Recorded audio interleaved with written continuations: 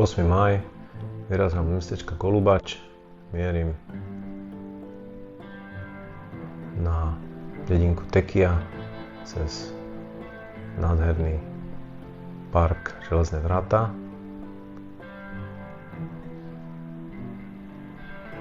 Ráno bolo tak poloblačno, polojasno, predo mnou Golubačská pevnosť.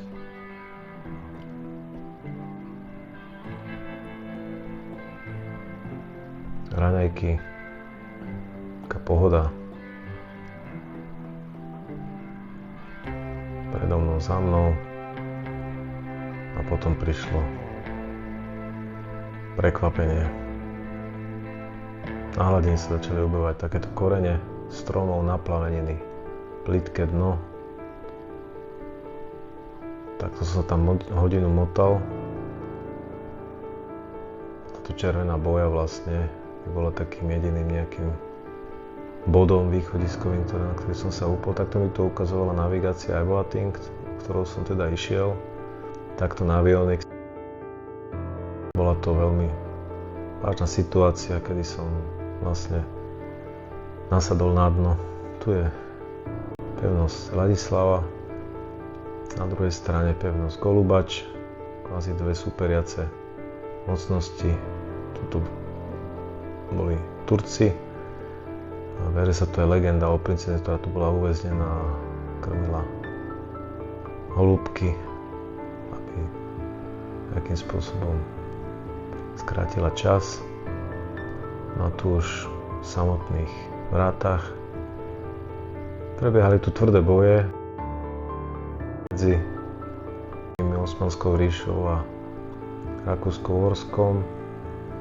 Delestorectvo, lodné súboje, proste história si tu svoje odbila. Tu už je zadný pohľad na ten vchod do parku. Bolo to strategické miesto, tak preto bolo tak strážené a kto mal vlastne prístup k moru, tak ten bol král.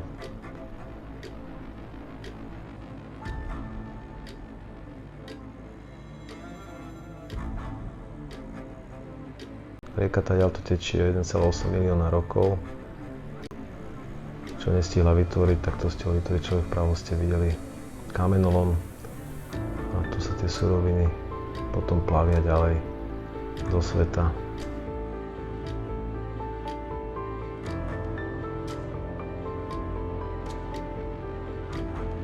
Tu je Bechet, správca vodnej cesty. A konečne vyšlo slnko.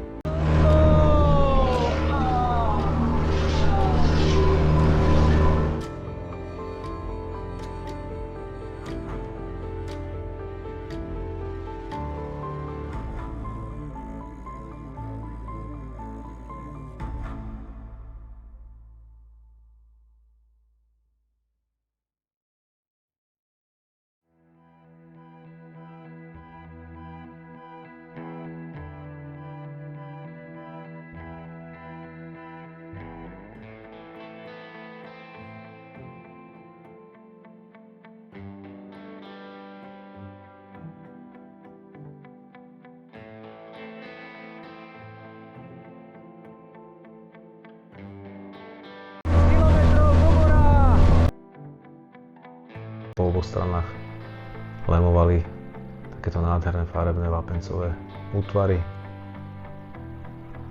A toto počasie bolo také drsné, ako aj drsná tá krajina. To tak hodilo.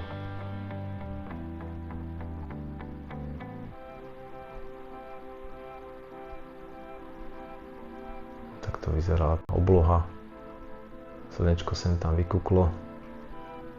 Ale vlastne utekal som pred takým systémom nízkeho tlaku.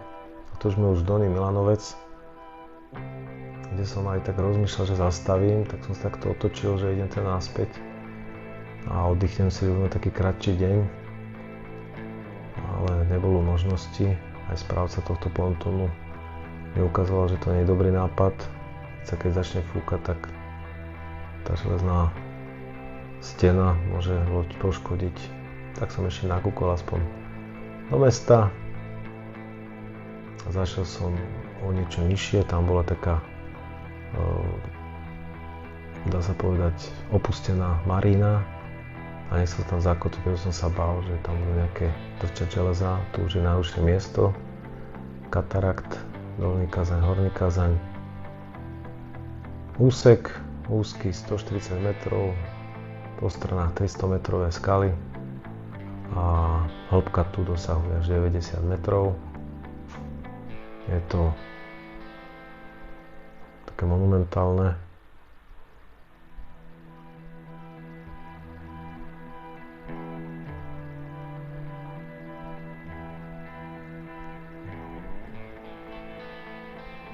Celý tento úsek človeku pak nevedel, kam sa pozerať, či doľava, či doprava, ak sa kochal. A je popredkávaný teda históriou a tu sa blížime k tej najstaršej histórii roku 103, kedy vlastne Rímania prišli až sem a bojovali s Datským kráľovstvom. A král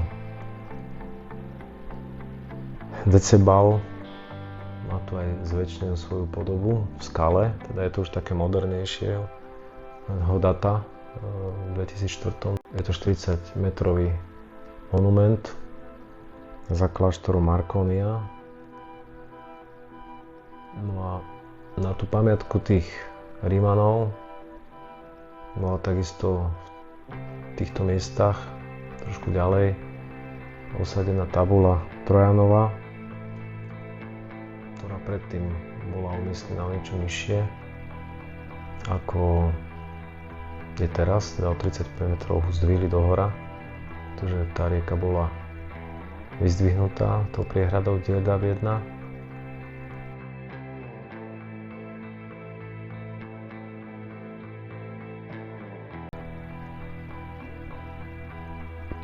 Ešte zadný pohľad na odchod s tiesňami.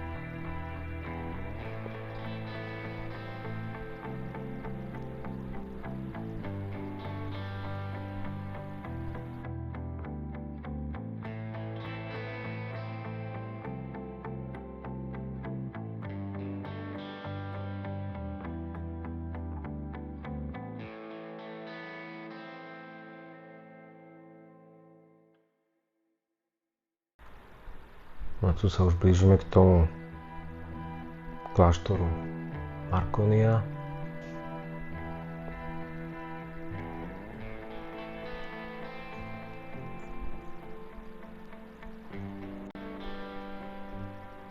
Vlastne tam, ako sú tie výletné loďky, tak oni chodia k tomu Decebalovi a k tomu Trojanovej tabuli.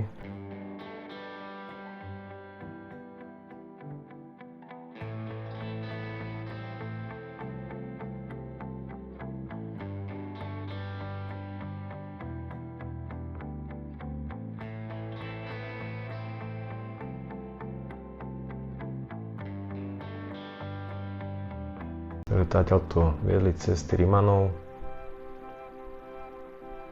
Datský ľud statočne bojoval a odolával a neskôr aj teda veľmi zveľadil tú svoju Rumunské kráľovstvo, bolo ozaj veľké. A tam vpravo, tam sa nachádza tá Trojanová tabula.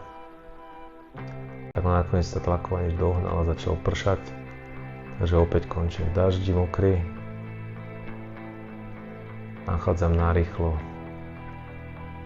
v zátoku dedinke Tekia, vyjadzujem kotvu, dostal mi inštrukcie. Hola. Marina? There? Okay. Thank you. Dvíham kotvu a mierim kúsok nižšie po prúde. Pekná marinka,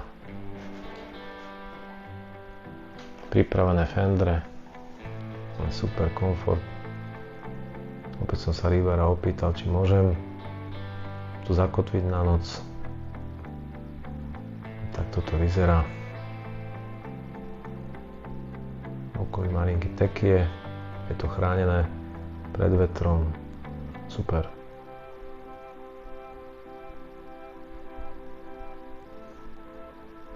Deviaty máj, vychádzam z Tekie cez Ďerdap 1, plavnú komoru do Kladova, kde sa odhlasujem a končím v Drobete už v Rumunsku, znova prihlásený v Unii. Ráno je jasné.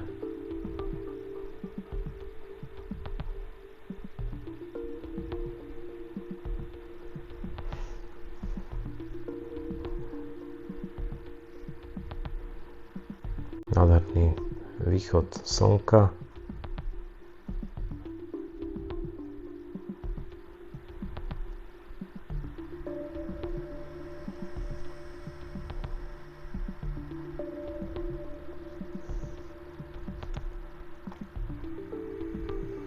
Takže tu sa nachádzame v mestečku Orsova. Pred tými 60 rokmi tu bol v týchto miestach ostrov o rozlohe 0,7 km štvorcového, ktorý bol turecký a bola tu i mešita, bazári a žilo to tu, bola to fakt taká exotika na Dunaji. No, musel byť v 60 rokoch zatopený a ľudia boli presťahovaní do Turecka. Hladina sa zdvihla o tých 35 metrov a utvoril sa tu aj taký podvodný prieskum a takými kamerami sa nasnímal stav toho mesta. Na výsledok môžete vidieť.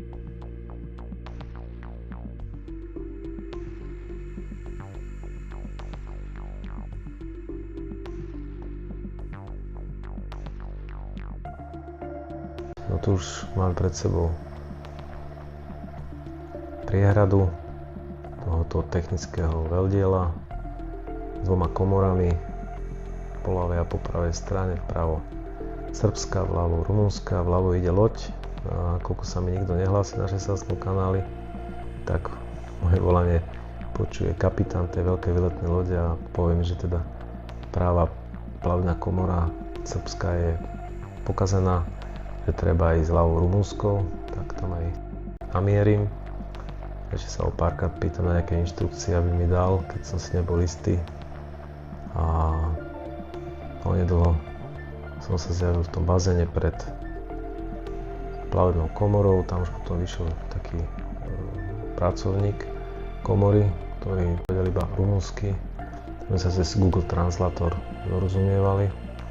Dal mi inštrukcie, že mám čakať, kým dôjdu ešte ďalšie dve lode, ich pustím a potom môžem vojsť aj ja.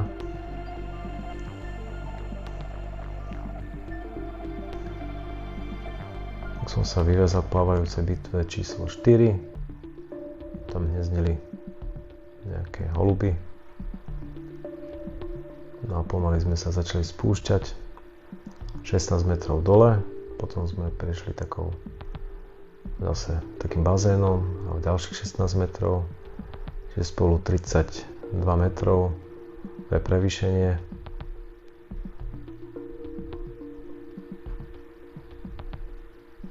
Takto vyzerá to vyväzovanie na tej bitve. Takto vyzerá výsuvná prepážka plavnej komory. Toto je šachta tej plávajúcej bitvy, vysoká 16 metrov. No tu už za bechetom pekne vychádzam ďalej do ďalšieho bazéna a tu zase dole 16 metrov a vypustený z komory ponad vysokonapäťové vedenia vedúce z hydroelektrárne. Prichádzam do Kladova, kde sa mi idem odhlásiť.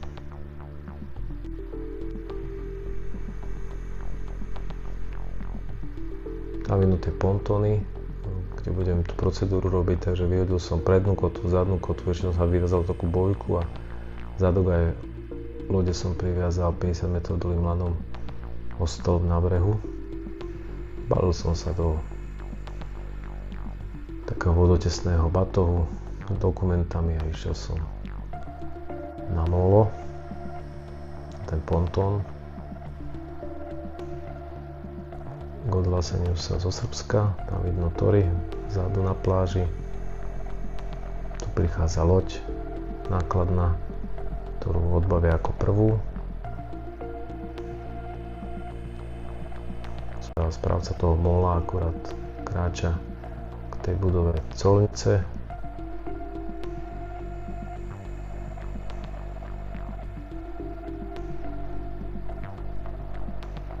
A keď už všetko odbavené, ide na druhú stranu do drobeca, ktorý je Severín, čo už patrí Rumunsku. Na tomto mole sa privezujem a idem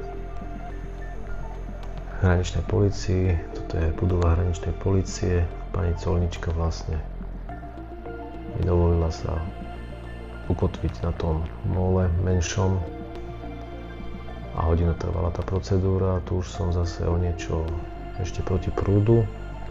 Tam som omylom trafil pred tou hodinkou, ako som tu bol. Myslel si, že toto je hraničná polícia, ale teda nebola. Bol to pontón takejto spoločnosti, ktorá plní tie tankery. Tak som zaparkoval tu a bolo takým milým prekvapením, že tu bolo zdarma 1-2 dní. Majiteľ tohto pontónu tu takto umožňuje a je to veľmi milé. Ak vás tento diel zaujal, tak ďakujem, poteším ma každý like a každý odber. Teším sa na ďalší diel.